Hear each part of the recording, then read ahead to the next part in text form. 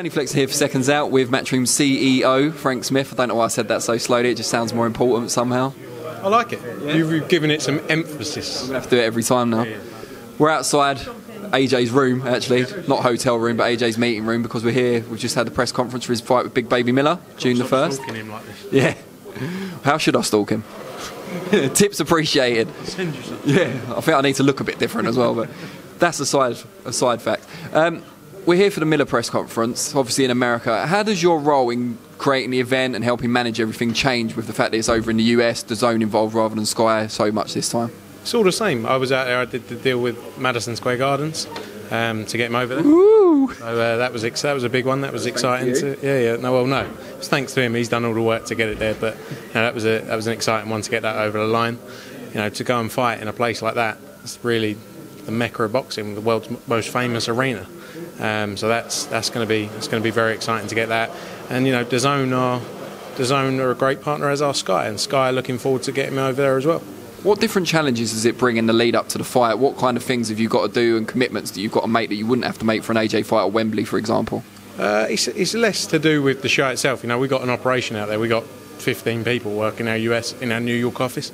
So we do this every couple of weeks now. We do a show in the US. So that side of it's the same. It's just bringing all the partners together, Sky especially, to put their production in there. DAZN know what they're doing. They did the Canelo fielding fight at MSG in the arena as well. So it's all quite simple. It's just a change of sort of scenario for Joshua. Because he's trying new things. He's done everything over here. So it's going to be a little bit different. But he's nothing he's not used to.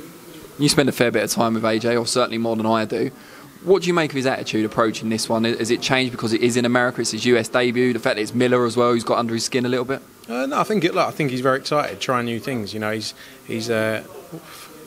Stop it. He's sold autograph seekers for Frank Smith here. He sold 400,000 tickets in the last three and a half years. He sold out arenas 4 times. He sold out stadiums 4 times. So he's really smashed it in the UK. To go to a new market is exciting for him. He's looking forward to it. He loved it last week. He had a week of media out there. He had a load of radio stations, TV shows, stuff with MSG. It was at the Rangers game. So, it's a different experience for him, and he's enjoying it. Having never fought in the US before, how... Not myself. Yeah, I was going to say, yeah. How do you? No.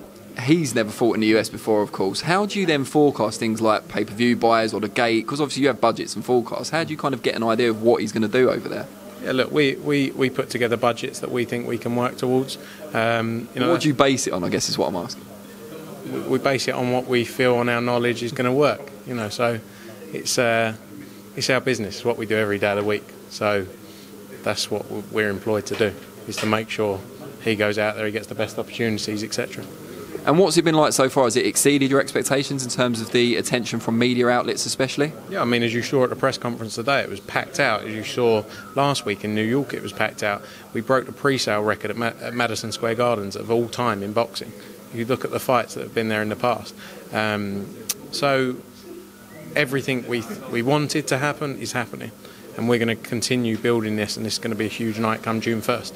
And you expect, I'm guessing, a bit of a tougher sell in the UK this time around, given that it's on in the middle of the night rather than at prime time, and the fight itself isn't in the UK, so there's less opportunity for media engagements. Yeah, but it's a completely different story. AJ going to New York to take on this heavyweight who's been loud in the build-up, pushed him around. It's going to be a huge night. Everyone's going to stay up to watch AJ go to New York. Everyone's saying right now, a certain fan saying, I don't want to watch this fight. Once it comes around, they will all be tuning in. A bit like when Naz went over to the US to fight Kevin Kelly, perhaps. It's like a big fight. Everyone's the same. If you don't watch it and the next day your mate goes, did you watch the fight last night? I missed it. It's like, what are you going to talk about the next day? So it's going to come round. It's going to be massive. Obviously, it's completely different, as you say, at 3 o'clock in the morning, 3:30 in the morning. But, that's our job to work to deliver the numbers. And Eddie alluded to there being a split undercard, so UK and Irish fighters on one side, American fighters presumably, he didn't say that, but presumably on the other side. Any idea of which kind of UK and Irish names we might see on there? We're working on it. Next couple of weeks, as we say. Obviously, we've never really had this long of a lead time. We've got 14 weeks. So to get the undercard fighters all on, some people are boxing, other people have got, fights coming up. So in the next couple of weeks, you'll see some news on that. Brilliant. All right, well, we wish you the very best of luck and success over in the US. Thank you very much. Cheers, Frank.